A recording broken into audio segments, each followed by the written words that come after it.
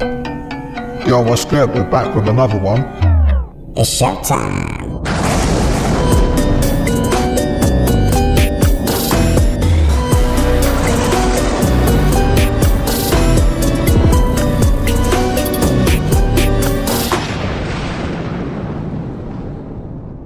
Reading this past week an MIT review, they want to do is take out the neural functions. It's a human without feeling, without thinking, without ideas. It's just what MIT calls in this review a spare body, a spare tire, bodyoids. MIT scientists want to grow human bodies dubbed bodyoids. Now, these bodyoids are physiologically identical to humans, yet scientists insist that they are not conscious and they can feel no pain. Scientists are stating that ethically sourced spare bodies could revolutionize medicine through things like organ donation. These bodyoids are not only intended to provide medical miracles, they can be used as meat for consumption. All right, so here's the article. So MIT Technological Review, it's ethically sourced spare human bodies could revolutionize medicine. Human bodyoids. So remember that word. And here it says, recent advances in biotechnology now provides a pathway to produce living human bodies without the neural components that allow us to think, be aware, or feel pain.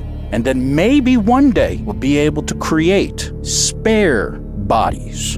Are bodyoids similar to body yachties? If they could get these cordyceps to control this, I'm sure you can see some body yachties. That's fucked up, bro. It would be good to have a spare body. Check out what a World Economic Forum bioethicist has to say about what we should do about the fact that people eat meat. So I'll give two examples. So one is that people eat too much meat, right? And if they were to cut down on their consumption of meat, then they would it would actually really help the planet. But people are not willing to give up meat. Yeah, some people will be willing to, but other people, they may be willing to, but they have a weakness of will. They say, wow, this steak is just too juicy. I can't do it. I'm one of those, by the way. So, but so here's the thought, right? So it turns out that we know a lot about, we have these intolerance to, for example, I have milk intolerance. And there's some people are intolerant to crayfish. So possibly we can use human engineering to make it the case that we're intolerant to certain kinds of meat, to certain kinds of bovine proteins. And there's actually analogs of this in life. There's this thing called the Lone Star tick, where if it bites you, you will become allergic to meat. I can sort of describe the mechanism. So that's something that we can do through human engineering. We can kind of possibly address really big world problems through human engineering. Listen to him tiptoe into that. The plan they have for humans in the next 15 years is horrifying, and it cannot be discussed. It's decades and decades, perhaps even centuries in the making. They're gonna make us eat insects, bro. Remember, this is for entertainment purposes only. Do you see a red can there? Some of you will, some won't. But there are no red pixels on your screen. If you do a screenshot and zoom in, you will get this. It is black and white and teal. But if you zoom back out, some of you will go right back to seeing a red Coca-Cola can. Psychologist Akiyoshi Katoka likes to post these on social media. Here's another one. Just to point out that you do not see color with your eyes, you see color with your brain. I have found that you can kind of break the illusion if you just hold an actual red object up to it. The red will seem to disappear. But take it away and your brain will start to fill in red again. But as far as I can tell, no amount of squinting or distance will make this appear to be red because the context is lost. This one is probably the weirdest of all of them for me. There are, again, 0 red pixels on your screen right now. But this one actually stays kind of red for me even when zoomed in a little bit, especially if you pull your phone or your screen pretty far from your face. But get in close enough and it is just black and white and teal again. Exact same image. Every single thing you've seen in your entire life is a little bit of a lie. We're in a simulation. Nah, bro. It's just an optical illusion. Here's the question, because you were saying this before, that it can trick people into thinking it's real. How do we know what is alive? So but this is the question. Like, if it can, what is a human consciousness interacting with another human consciousness? Yep. I mean, it is data. Yep. It is the understanding of the use of language, inflection, tone, the vernacular that's used in whatever region you're communicating with this person in to make it seem as authentic and normal as possible. Right. And you're doing this back and forth like a game of volleyball, right? Yep. This is what language is and a conversation is. If a computer's doing that, well, it doesn't have a memory, but it does have memory. Yep. Well, it doesn't have emotions. Is that what we are? I don't know. Because if that's who we are, then that's all we are. Well, because the only difference is emotion and maybe biological needs, like the need for food, the need for sleep, the need for, for touch and love and all the weird stuff that makes people, the emotional stuff. I think AI is really going to make people question what it is to be human. It's demonic, bro. Musicians are in real trouble. The one thing that humans have had as unique is creativity. A computer will never be able to be creative. That is gone. Our business has tested over 500,000 songs with consumers over the last 10 years. We're now testing AI songs, and a lot of those songs are being rated by consumers in the top 10% of songs that we've ever tested in terms of appeal. Forget about the personal connection. Won't all happen overnight, but over the next 5 years, that will be replaced largely by AI because it's cheaper. And it's going to be as good from a consumer perspective. And every artist in the world is a brand themselves. Some of them, most of them are not very successful brands. Some are hugely successful. That is what you've got to trade on, and you have to build that connection, whether it's buying new technologies, reaching out, but you have to create that connection, because without that emotional connection, and incidentally we've done research this summer to show that only about 10% of music consumers actually care about the artist. There's something really wrong about using AI to make music. It's just not right. You said only 10% of people care, bro. Oh no, it is all kicking off right now among the Holy of Holies. Because as you know, the Vatican is currently gearing up to elect a new pope. But now, one convicted cardinal is demanding to be part of the conclave that chooses who it will be. This is Cardinal Giovanni Angelo Becciu, and not long ago, he was one of the most powerful figures in the Vatican. However, in 2023, Giovanni was convicted of embezzlement and fraud and was handed a 5.5-year prison sentence. In fact, he was the first ever cardinal to be convicted by the Vatican's criminal court. And on top of that, 3 years earlier, Pope Francis himself told Giovanni that he must resign all the rights and privileges of a cardinal. However, the reason he's currently not in jail is because he's launched an appeal, and apparently it's still under consideration, thus allowing him to continue living in an apartment in the Vatican. 2 years of consideration, huh? Anyway, despite this, Giovanni is now insisting that he does have the right to vote and be voted for. His argument as to why? Well, Pope Francis invited him to an official cardinal meeting in 2022, which he claims automatically reinstates his cardinal privileges. Oh, and just adding to the drama, 2 other cardinals previously found guilty of sexual abuse may also be attending pre-conclave discussions, although they are ineligible to vote due to age, not the other part. This is turning into the movie real quick. So the question is, should Giovanni be allowed to participate, or should his sins damn him to the vote list? Fuck this guy, bro. We need to do another episode on the Vatican.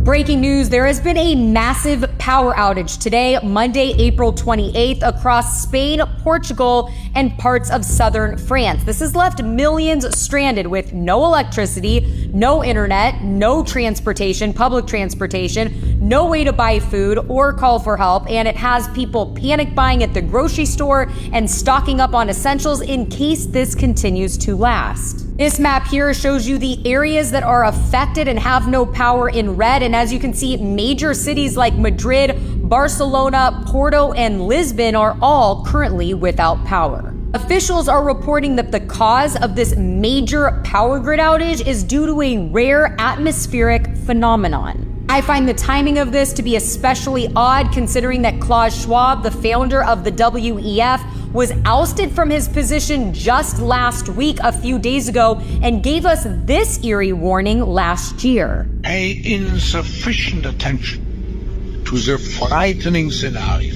of a comprehensive cyber attack, which would bring to a complete halt to the power supply, transportation, hospital services, our society as a whole. However this happened, I am hoping that it is resolved quickly so that the people in these areas can resume life as normal. It's a trial run, bro. I don't think it's anything to worry about.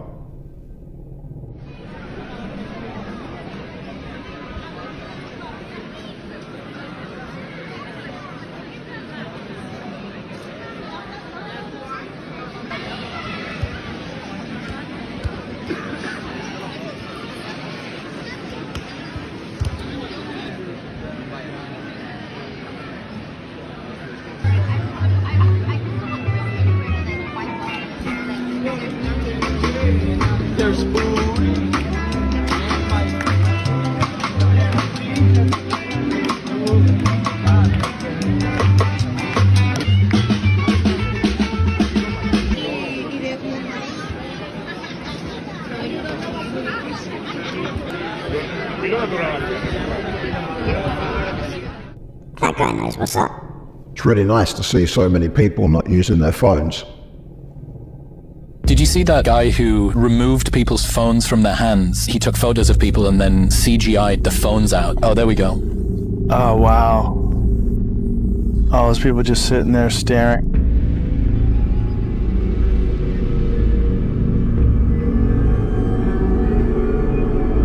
Imagine if there was a drug that made you stare at your hand for 6 hours a day. You'd be like, keep me the fuck away from that drug. But that's what your phone's doing. People need to spend less time looking at screens.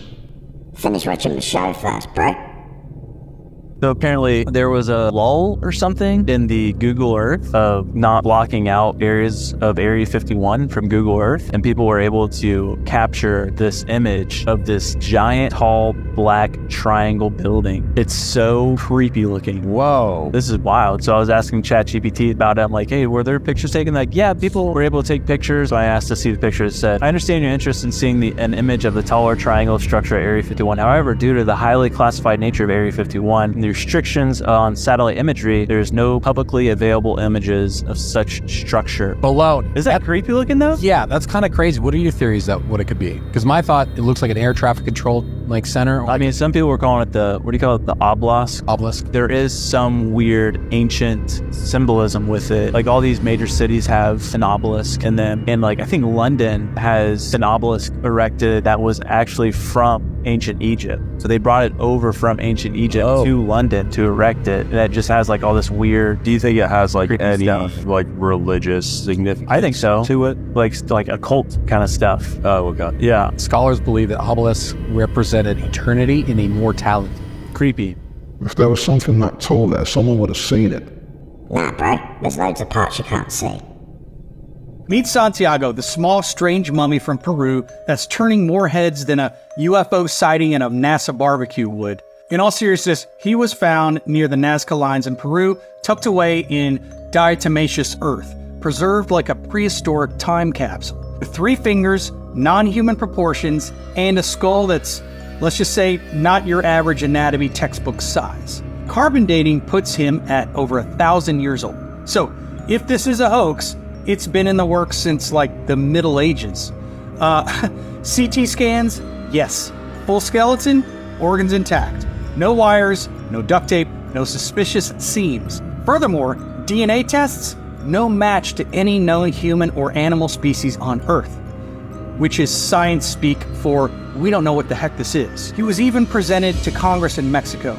Not exactly something that you would do with a papier-mâché art project. Now, whether this is proof of a lost species, ancient visitors, or something else entirely, well, that's up for debate, but it's hard to ignore. It's legit, bro.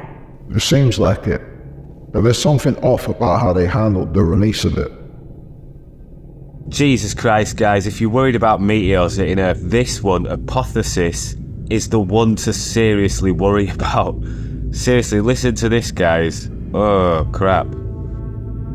For certain that Apophis, on Friday the 13th, April 2029, will get close enough to Earth that it will dip below Earth's communication satellites. It'll be the biggest, closest thing ever to come known to come near Earth. The communication satellites are geosynchronous orbit. It's about 23,000 miles up. This will come in at 18,000 miles. There is an interval range where if it threads that keyhole, we call it a keyhole. It's a 600 mile, several hundred mile range. If its orbit goes through that range, Earth's gravity will be just right, or rather, just wrong, so that it will alter its orbit so that it will hit us 7 years later. It'll be visible from northern Europe. It'll look like just a fast-moving, bright object across the night sky. We know for certain.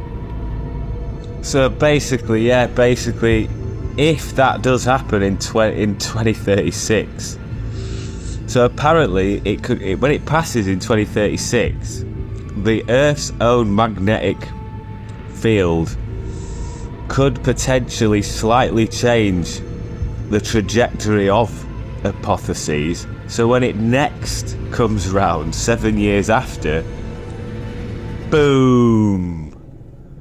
AI would have taken over by then, bro. It'll probably work out how to stop it. We're kind of preparing the U.S. population, at least, and by extension, the world population, into that reality that there is a presence here, and that we need to explain this presence. Because if they show up and we continue to do what we did before, previous decades, and they show up, there will be mass panic.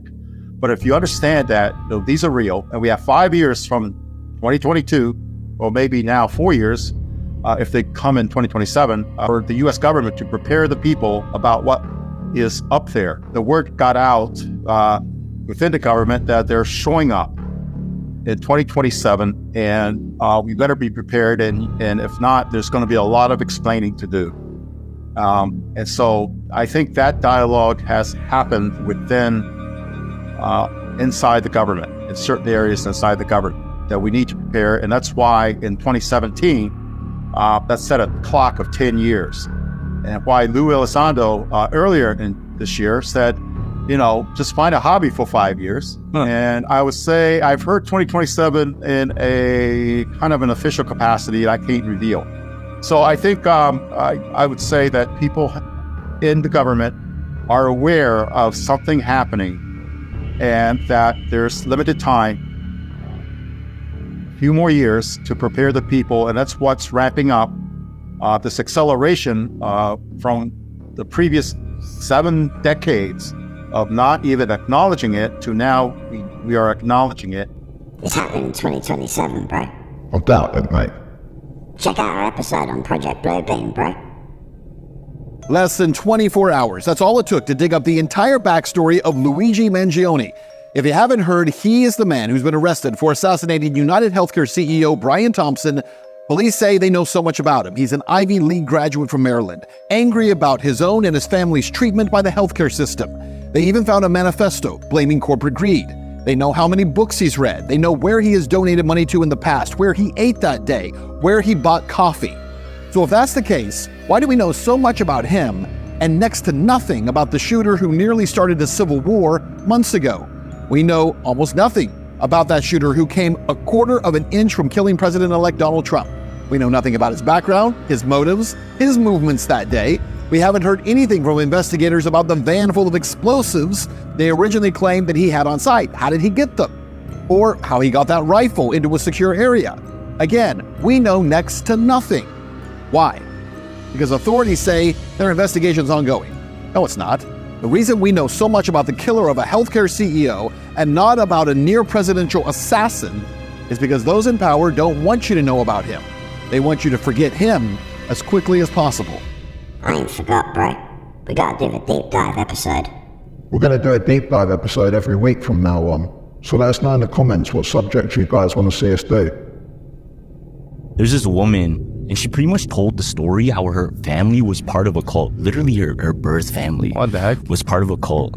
And they would invite new kids to their home. Yeah. And as a child, she would think, oh my God, I have a new brother. I have a new sibling. During that ritual, we had dinner with Sam, and I thought he was my new brother, and I was so excited because they would stay there for a little bit until she realized they were going to use that other kid to be eaten. And then on the podcast, she even confessed to how her mother had the other kid like tied up, and she handed her and said, okay, you have to do it. You have to, like. Yeah. And she couldn't put it to herself to do it. My mom was behind me, and she gave me a knife for my right hand, and she told me to do it to Sam. I wouldn't. I couldn't. And she was scared that her mother was gonna hurt her, because somebody else, part of the family, decided to do it right in front of her. My mom was saying, you have to do it, and she gave it to somebody else and did it themselves. Did your mom force you to eat Sam? Yes. That was my consequence for not sacrificing Sam. And later in the day, she was forced to eat the meat. Yeah. No. Straight up, like, forced to eat the meat. No. And she was saying how she wouldn't completely finish it. She would just chew it and then spit it out, like, under a blanket or, like, under a pillow and stuff like that. And I will say, I didn't eat any of them. I would chew it up, and then when my mom wasn't looking, I would put it under a blanket or in a milk glass. I don't understand how people got away with this. It was the 80s, bro. It was pretty fucked up. Proud to introduce them. First of all, my lovely wife, Karen. Hello. Hi, Richard. Her equally attractive sister, Jan. Hi, Richard. Jan's husband, Randy, who's not so good looking. It's okay. And our sweet niece and their daughter, Jill. Hello. Jill is 12 years old.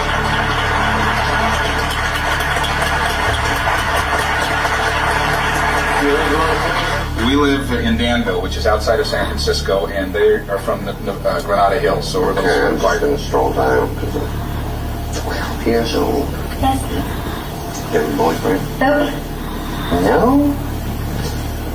You're going to get a lot of mail. I swear to you, you're going to break the hearts of all the schoolboys in America. You're going to get a lot of letters. Well, two, I know for sure. Gene and myself, we're going to get television before. Do you like this game? I mean, can you play it at home and everything? I bet you'll do well. You got a lollipop for this lady? Yeah. You got a lollipop for her? Yeah. Look at the speed Joel's moving, because he thinks if I stretch it out long enough, I'll get on camera here. Wait a minute. Do you like grape? Because if you don't, we'll get another flavor. No, it's okay. I like grape. Thank you. Let's play it together.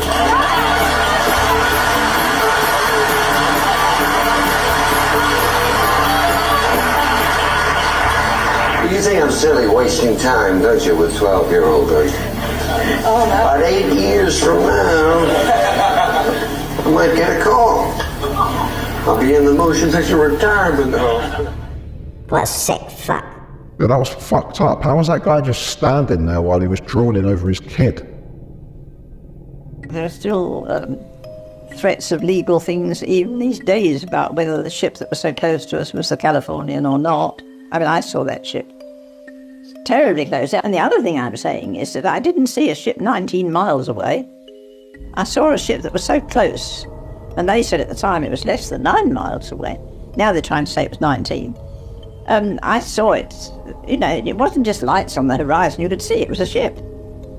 And I saw our rockets being fired, which that ship must have seen. Well, this inquiry says that they did see it, but they didn't think it was a portent of danger. But I would have thought in the middle of the Atlantic, in the middle of the night, that rockets must be in trouble. I entirely agree with my dear Dr. Ballard's words. He said the whole thing was a tribute to man's arrogance. And I agree with that. That man can be so arrogant as to build something and claim that it is undestroyable, if you like. It's the most arrogant thing to say. And as I say, all these years later, this interest is profound. And it's because there was no need for anyone to die. No one should have died. Had she had enough lifeboats with 2.5 hours and a very smooth sea, nobody would have died. And one life is worth more than another ship, surely. That is what I saw, that is what I remember. And there are hardly any of us now to share this memory, of course. I'm the only living survivor now that can remember it and get about, so to speak. I don't think there's anyone that can really tell the whole story of it, except myself. It was JP Morgan, bro. They were getting rid of anyone who opposed the Federal Reserve. Remember, this is for entertainment purposes only. This underwater speaker is playing a song that's bringing coral reefs back to life. Can you guess what song it is? So basically, healthy coral reefs are full of sounds from all the wonderful marine life in them, and these sounds attract young fish and coral larvae. But when reefs are damaged, they go silent. So scientists worked out that if they played the sounds of healthy reefs near damaged ones, it actually tricked fish and coral larvae into returning to these areas, and it actually worked. In the Caribbean, they placed coral larvae on underwater speakers playing reef sounds, compared it to a control group nearby with no sound. They found that coral exposed to healthy reef sounds settled 70% more often, and in some spots up to 700% more. Coral reefs are among the most biodiverse habitats on the planet, but over the last 30 years, 25% of them have vanished and many more are in poor health. So simple solutions like this could help us initiate and accelerate reef recoveries. There's a lot we don't know about sound, right? But we'll have to save that for next time. Hold up, Ted, we gotta do the giveaway. Leave a comment for a chance to win in our next episode. Let's do this, Brett. Bang bang! Blah, blah. Pick something from our website and we'll send it straight out. That's TerraTedsTowels.com. Shout out everyone buying the merch, Brett. It's so great to see you guys are happy with the merch. We're gonna have the first batch of ashtrays shipping out soon.